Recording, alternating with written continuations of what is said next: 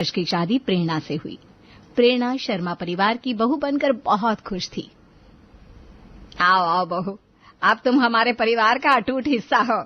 मैं बहुत खुश हूँ माँ जी कि मुझे ऐसा सुलझा हुआ ससुराल मिला। अरे अभी आपको क्या पता, शुरू शुरू में तो सब अच्छा लगता है, फिर धीरे धीरे असली पत्ते खुलते हैं। क्या पक रहा है राजवीर? अरे और क्या, शुरू में तो सास बहू ऐसे मिलती है जैसे पिछले जन्म की माँ बेटी हो, लेकिन 1 महीने के बाद जैसे दुश्मन देश के सैनिक। देख रही हो बहू, ये तुम्हारा देवर कितना बदमाश है। इसकी बात का बुरा न मानना, ये ऐसे ही बकवास करता रहता है। कोई बात नहीं, देवर का तो हक होता है भाभी से मजाक करने का, पर भाभी भी माँ समान होती है तो उसका भी हक होता है देवर को सीधा करने का। ये तुमने बिल्कुल सही बात करी प्रेरणा। ये सुनकर सब हंसने लगे।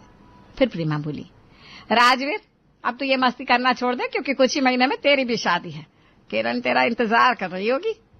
मैंने बोला तो था दोनों भाइयों के साथ साथ शादी करा दो, पर आप नहीं मानी। चलो कोई बात नहीं, कर लेंगे इंतजार। प्रेरणा अब उस घर का हिस्सा बन चुकी थी। सुबह की चाय से लेकर रात की रसोई तक वो प्रेमा के साथ सब कुछ संभाल रही थी। बहू तो जैसे लक्ष्मी बनकर आई है। सच में आज तो तेरा चेहरा ऐसा चमक रहा है जैसे चांदी ने रात में जलता हुआ दिया। लगता है किरण तुझे बहुत भा गई है। क्या हुआ, वैसे किरण चांद है तो मैं उसका सितारा हूँ। और राजवीर की शादी किरण से हो गई। किरण एक बहुत सुंदर, तेजस्वी, मधुर आवाज वाली लड़की थी। उसके आने से घर की रौनक दोगुनी हो गई। जैसे ही उसने घर में कदम रखा सबके दिलों पर छा गई।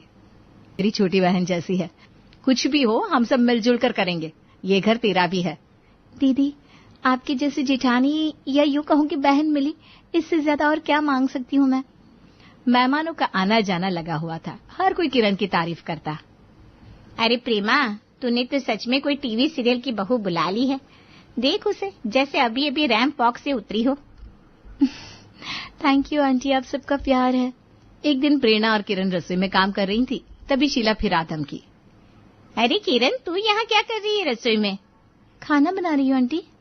अरे तू तो बनी है रैंप वॉक से धमाल मचाने के लिए, और तू यहाँ रोटी बेल रही है। तेरा झलवा तो मैगजीन के पन्नों पर छपना चाहिए। अरे आंटी, फिर तो आपको भी मॉडलिंग करनी चाहिए। आप भी तो काफी हसीन लगती हैं। तू ना मुझे छेनी के झाड़ पे मत चढ़ा। किरण की बात तो पूरा मोहल्ला कर रहा है। सब हंसी में टल गया, लेकिन किरण ने शीला की बात दिल पर ले ली। शायद आंटी सही कह रही थी, मुझे कुछ करना चाहिए। मेरा भी सपना था कुछ बनने का। अगले दिन दोपहर को प्रेरणा और किरण आराम कर रही थी, तभी प्रेमा आ गई। अब तो घर में हंसी खुशी है। लगता है मुझे भी अब पोते की शक्ल देख लेनी चाहिए। माँ जी आप भी ना। माँ जी मैं तो अभी बच्चा नहीं चाहती, मैं तो मॉडलिंग करना चाहती हूँ। अरे शीला आंटी मजाक कर रही थी, तुमने सीरियसली तो नहीं ले लिया? हाँ, शीला तो कुछ भी बोल देती है, उसकी बातों पर ध्यान मत देना। नहीं माँ जी, ये बात सिर्फ आंटी जी की नहीं है, सब यही कहते हैं। और सच्चाई ये है कि मेरा भी सपना है कुछ बनना। किरण, ये सब बातें टीवी में अच्छी लगती है, घर चलाना भी कोई छोटा काम नहीं होता। चलो अब जाओ, सो जाओ, सुबह भगवान के दर्शन करने जाना है। किरण ने कुछ नहीं कहा। रात को चुपचाप अपने कमरे में चली गई। लेटी लेटी सोचती रही कि क्या मेरा सपना वाकई इतना छोटा है कि किसी को समझ में नहीं आता। तभी अचानक, ये क्या हो रहा है मुझे? वो बदहवास सी उठी और बाथरूम की तरफ दौड़ी।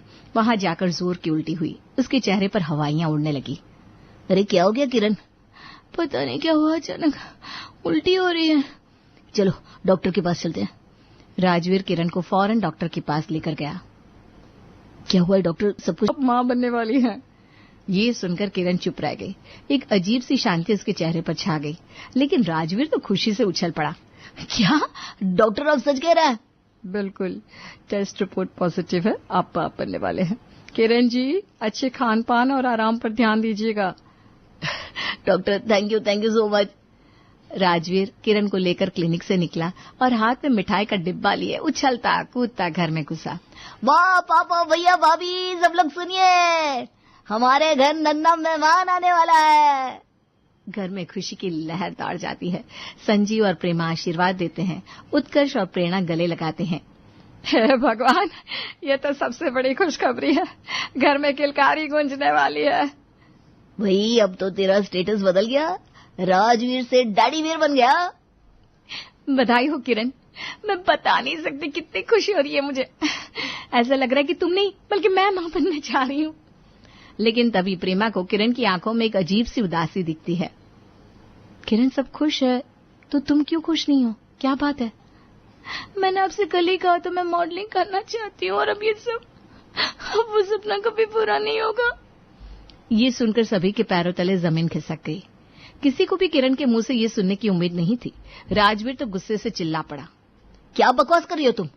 एक औरत के लिए मां बनना सबसे बड़ा सौभाग्य होता है और तुम इस बात पर दुखी हो रही हो? शर्म आनी चाहिए तुम्हें। क्यों? क्या मेरे सपने कोई मायने नहीं रखते? मेरे अपने सपने नहीं हो सकते? क्या औरत का काम सिर्फ बच्चे पैदा करना है? मैं भी अपनी जिंदगी जीना चाहती हूँ अपने तरीके से। तो अब तुम ये कहना चाहती हो कि तुम, भगवान ना करे, अबॉर्शन कराना चाहती हो? नहीं, मैं ऐसा पाप नहीं करूंगी। लेकिन हाँ, बच्चा होने के बाद मैं यहाँ नहीं रहूंगी। मैं अपने सपनों को जीने निकल जाऊंगी। अगर आप लोग इसके लिए तैयार हैं तो ठीक है, नहीं तो फिर आप जैसा चाहें। राजवीर को इतना गुस्सा आ जाता है कि वो किरण को थप्पड़ मारने आगे बढ़ता है, लेकिन उत्कर्ष बीच में आ जाता है। भाई, ठंडे दिमाग से काम लो। पहली बात, उसके पेट में तुम्हारा बच्चा है और वैसे भी किसी पर भी हाथ उठाना गलत बात होती है। प्रेरणा धीरे से आगे आती है, किरण की तरफ देखकर मुस्कुराती है और कहती है, तुम बेफिक्र रहो किरण, तुम अपने सपनों के पीछे भागो। तुम्हारे बच्चे को मैं मां जैसा प्यार दूंगी। बस 9 महीने का और इंतजार कर लो। कुछ पल के लिए सन्नाटा छा जाता है, कोई कुछ नहीं कहता। प्रेरणा सबको शांत करा देती है, लेकिन सबके मन में तो उथल पुथल चल रही थी। प्रेमा को शीला के ऊपर गुस्सा आ रहा था तो वो शीला से बात करती है। ये सब शीला तेरी करनी है, तूने ही बहकाया मेरी बहू को। सारे ऊट पटांग फाप तूने ही डाले उसके दिमाग में। अरे प्रेमा जी, मैंने तो मजाक में कहा था, इतनी सीरियसली क्यों ले लिया इसने? नहीं आंटी, ये सिर्फ आपका मजाक नहीं था, ये मेरा सपना है और मैं इसे पूरा करूंगी चाहे कुछ भी हो जाए। हाँ ठीक है, जाने दे, वैसे भी तूने फैसला कर लिया है ना, अब किसी से बहस करने का कोई मतलब ही नहीं बनता। का टाइम आ गया। किरण दर्द में चीख रही थी। राजवीर बाहर बेचैन खड़ा है। थोड़ी देर बाद डॉक्टर बाहर आए और कहा, बधाई हो, बेटा हुआ है। राजवीर दौड़कर अंदर जाता है, बच्ची को गोद में लेता है। मेरा बेटा, मेरा ध्रुव, इसका नाम ध्रुव होगा। किरण बच्चे को गोद में लेकर प्यार से चूमती है। सबको लगता है कि शायद अब बच्चे का मुंह देखकर किरण का फैसला बदल जाएगा और वो रुक जाएगी, लेकिन ऐसा कुछ नहीं होता। मेरे बच्ची का ख्याल रखिएगा, मैं जा रही हूँ। सब चौंक जाते हैं, लेकिन कोई उसे नहीं रोकता। प्रेरणा बस आगे बढ़ती है और कहती है, तुम चिंता मत करना, ध्रुव मेरी जिम्मेदारी है। थैंक यू दीदी। बहुत समय गुजर गया, किरण लौटकर नहीं आई। प्रेरणा घर के आंगन में ध्रुव को पढ़ा रही थी। ध्रुव अब 5-6 साल का हो चुका है। ध्रुव बेटा, ये बताओ 5 और 7 मिलाकर कितना हुआ? मम्मा, 5 और 7 मिलाओ तो 12 होता है, लेकिन अगर लड्डू मिला दो तो मजा आता है। तू बड़ा नटखट हो गया, लेकिन बात होशियार भी है मेरा ध्रुव। मम्मा, आप सबसे अच्छी मम्मा हो। प्रेरणा उसे गले लगा लेती है, उसकी आंखें भर आती है। राजीव उसे ऐसे खुश देखकर बहुत खुश हो रहा था। वहीं दूसरी तरफ किरण शूट के लिए बाहर बैठी थी, पसीने में लथपथ, मेकअप धुला हुआ, और डायरेक्टर चीख रहा था, सर और कितनी देर लगेगी? अगर इतनी ही तकलीफ है तो छोड़ दो मॉडलिंग। ये जगह सपने वालों की नहीं, पसीने बहाने वालों की है। किरण चुपचाप पीछे हट जाती है। उसकी आंखों में थकावट थी, पर फिर भी वो हिम्मत नहीं हार रही थी। हालांकि पिछले 6 साल में भी उसे छोटे मोटे एड फिल्म्स के अलावा कुछ हासिल नहीं हुआ था मॉडलिंग से। हे भगवान, कितनी मुश्किल है ये मॉडलिंग की दुनिया। उधर कुछ दिन बाद ध्रुव के स्कूल में एनुअल फंक्शन का ऐलान हुआ। पढ़ाई में तेज ध्रुव एक्स्ट्रा करिकुलर एक्टिविटीज में भी बढ़ चढ़कर हिस्सा लेता था। इस बार उसे पहली बार स्टेज पर परफॉर्म करने का मौका मिला था। राजवीर, मुझे लगता है कि तुम्हें किरण को बुला लेना चाहिए। ध्रुव पहली बार कुछ परफॉर्म करने जा रहा है, उसकी माँ का वहां होना चाहिए। नहीं भाभी, वो यहाँ आए या ना आए मुझे फर्क नहीं पड़ता। अरे वो बच्चा है राजवीर, आज नहीं तो कल उसे अपनी माँ की कमी महसूस होगी। क्या तुम चाहते हो कि वो दिन आए? राजवीर चुप हो गया। देर तक सोचने के बाद उसने किरण को फोन किया। किरण वापस आई, सबसे मिली भी, लेकिन किसी के चेहरे पर कोई खास खुशी नहीं थी। चलो सब लोग, आज मेरा बच्चा अपनी टैलेंट दिखाने वाला है। एनुअल फंक्शन का समय हुआ। स्टेज पर ध्रुव का नाम पुकारा गया। उसने नाच गाने का ऐसा जबरदस्त प्रदर्शन किया कि पूरा स्कूल तालियों से गूंज उठा। फंक्शन के बाद एक टीचर स्टेज पर आई और माइक हाथ में लिया। ध्रुव, ये बताओ तुमने इतनी अच्छी परफॉर्मेंस किससे सीखी?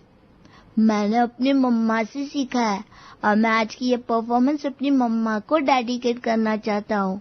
प्लीज आप मेरी मम्मा को स्टेज पर बुलाइए। इतना सुनते ही किरण की आंखें भर आई। वो खड़ी हुई और स्टेज की तरफ बढ़ने लगी, लेकिन तभी ध्रुव दौड़ता हुआ आया और प्रेरणा का हाथ पकड़कर उसे स्टेज पर ले गया। किरण वहीं ठिठक गई। ऐसा होने से उसे बहुत बेइज्जती महसूस हुई और उसके मन में गुस्सा भर गया। हालांकि वो चुप रही, लेकिन जब सब घर लौटे, मैं उसकी असली माँ हूँ, फिर भी स्टेज पर उसने तुम्हें बुलाया। क्या तुम दोनों उसे मेरे खिलाफ भड़का रहे हो? ऐसा कुछ नहीं किरण, वो मुझे बचपन से देखता आया है, इसलिए मुझसे जुड़ा है। इसमें क्या बड़ी बात है? मुझे सब दिख रहा है। अब मैं ध्रुव को अपना बनाकर रहूंगी। वो बच्चा, उसे मैंने जन्म दिया है। आप लोग चाहे कुछ भी कर ले, पर वो मेरा बच्चा है, मेरा ही रहेगा। राजवीर अब चुप न रह सका। तुम्हें फर्क नहीं पड़ता था जब वो बीमार रहता था, रोता था, गिरता था? आज उसने भाभी को बुला लिया तो तुम्हें दर्द हो गया? अरे पहले सोचना था कि माँ बनकर तुमने कैसा व्यवहार किया है उसके साथ। किरण राजवीर की इस बात का कोई जवाब नहीं दे पाई और चुपचाप अपने कमरे में चली गई। लेकिन मन ही मन उसने एक निर्णय ले लिया। अगले दिन किरण ने ध्रुव को पास बुलाया। आओ बेटा, आज मैं तुम्हें पढ़ाती हूँ। बताओ तुम्हारा फेवरेट सब्जेक्ट क्या है? मुझे मैथ्स पसंद है। किरण ने पढ़ाना शुरू किया, लेकिन ध्रुव को तो सिर्फ प्रेरणा से ही पढ़ने की आदत थी। वो बोल उठा, आप मम्मा जैसा नहीं पढ़ाती आंटी। मैं तुम्हारी असली माँ हूँ ध्रुव, आंटी नहीं। नहीं, अब मेरी माँ नहीं हो, मेरी असली माँ वो है। आपको तो पढ़ाना भी नहीं आता। किरण का गुस्सा 7वें आसमान पर पहुंच गया। बकवास बंद करो, चुपचाप पढ़ो। ध्रुव रोता हुआ उठकर भाग गया। किरण माथे पर हाथ रखकर बैठ गई। फिर रात हुई। किरण फिर उसके पास आई। चलो बेटा, आज मेरे पास सो जाओ। ध्रुव जाना तो नहीं चाहता था, लेकिन किरण ने जबरदस्ती उसे लिटा लिया। प्रेरणा भी चुप रही। किरण ने उसे लोरी सुनाई। लल्ला लल्ला लोरी दूध की कटोरी। आपकी आवाज अच्छी नहीं है, प्लीज चुप रहो। क्या? किरण चुप रह गई। जरा देर बाद उसकी आंख लग गई। ध्रुव उठकर वापस प्रेरणा के पास आ गया। जब किरण की नींद खुली तो देखा कि ध्रुव गायब है। वो गुस्से में सीधी प्रेरणा के कमरे में पहुंची।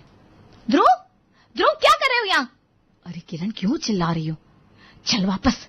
इतनी भी तमीज नहीं तूने इन लोगों से सीखी? गुस्सा बच्ची पर क्यों निकाल रही हो किरण? सोने दो ना उसे चैन से। ध्रुव डर के मारे जोर जोर से रोने लगा। उसके रोने की आवाज से सब जाग गए। किरण, तुम्हें बच्चे से बात करने की तमीज नहीं है? चली जाओ वापस अपने कमरे में, वरना मैं कुछ कर बैठूंगा। ध्रुव पूरी तरह प्रेरणा से चिपक गया। प्रेरणा ने उसे अपने कमरे में सुला लिया। किरण अकेली, दुखी और अपमानित होकर अपने कमरे में चली गई। उसे बुरा लग रहा था। उसने तय किया कि सुबह वो ध्रुव के लिए कुछ अच्छा बनाएगी। सुबह उसने प्रेरणा से पूछा, ध्रुव को क्या पसंद है खाने में? खीर। उसे खीर बहुत पसंद है। किरण ने बड़े मन से खीर बनाई और ध्रुव के सामने रखी। लो बेटा, खीर खाओ। और कल रात के लिए आई एम सॉरी, मम्मा को माफ कर दो। ठीक है। मम्मा जैसी खीर नहीं बनाई, वो तो बहुत अच्छी बनाती है। किरण का चेहरा सख्त हो गया। उसकी आंखों में फिर वही गुस्सा उभर आया। किरण का गुस्से से भरा चेहरा देखकर ध्रुव सहम गया। उसकी आंखों में ज्वालामुखी की तरह धधकता आक्रोश था। लेकिन अगले ही पल उसने खुद को संभाला और फिर धीमी आवाज में कहा, अच्छा चलो छोड़ो, हम लोग बाहर घूम कर आते। ध्रुव उसकी बात पर चुपचाप खड़ा रहा, लेकिन उसकी आंखों में डर साफ दिख रहा था। फिर अचानक वो बोल पड़ा, नहीं, मैं आपके साथ नहीं जाऊंगा। आप गुस्सा करती हो, चिल्लाती हो, मारती हो, आप अच्छी नहीं हो। किरण एक पल को सन्न रह गई, लेकिन फिर उसने अपने आंसू रोकते हुए ध्रुव को बाहों में भर लिया। मुझे माफ कर दो बेटा। इंसान से कई बार ऐसी गलतियां हो जाती है जिनकी माफी तुरंत नहीं मिलती। मैंने भी ऐसी कुछ गलतियां की है जो शायद अभी तुम्हें समझ में नहीं आएगी, लेकिन मैं उन्हें नहीं दोहराना चाहती, बस पश्चाताप करना चाहती हूँ।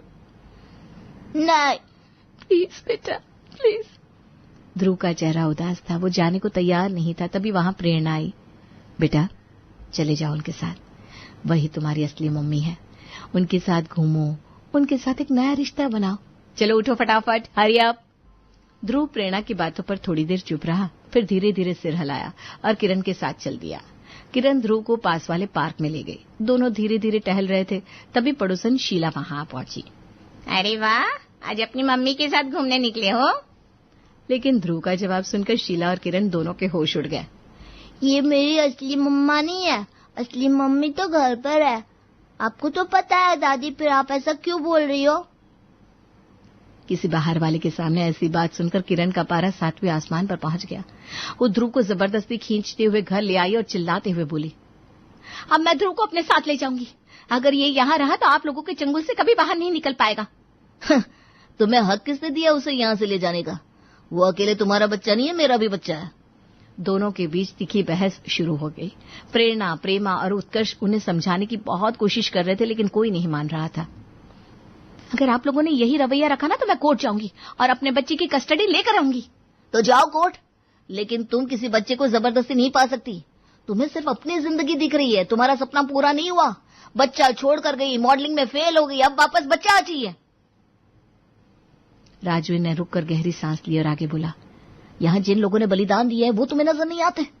तुमने अपनी ममता का सौदा कर लिया, लेकिन हमने सिर्फ ध्रुव को प्यार दिया। प्रेरणा भाभी ने ध्रुव की वजह से अपना बच्चा नहीं किया ताकि उसका प्यार बट ना जाए। लेकिन ये बलिदान तुम्हारी नजरों में कोई मायने नहीं रखते। क्या? प्रेरणा की आंखों से आंसू बहने लगे। किरण ने जैसे ही प्रेरणा की भीगी आंखें देखी, उसका दिल कांप उठा। उसे अपने किए का एहसास हुआ। उसने हाथ जोड़ लिए। मुझे माफ कर दो भाभी, मैं भटक गई थी। शायद मैं मां बनने की काबिल ही नहीं थी, पता नहीं क्यों बन गई। प्रेमा और प्रेरणा ने उसके कंधे पर हाथ रखा। गलती इंसान से ही होती है किरण, लेकिन अपनी गलती का पछतावा करना ही सच्ची इंसानियत है। मुझे माफ कर दीजिए। पता नहीं मैं क्या करने लगी थी। शायद मॉडलिंग में फेल होने की वजह से मेरा दिमाग खराब हो गया है। राजी, आप भी मुझे माफ कर दीजिए। क्या तुम फिर से हम लोगों को छोड़कर जाओगी? नहीं, कभी नहीं। तो मैंने माफ किया। और उस दिन के बाद से सब कुछ बदल गया। किरण ने परिवार को अपनाया और परिवार ने भी उसे स्वीकार कर लिया। धीरे धीरे उसके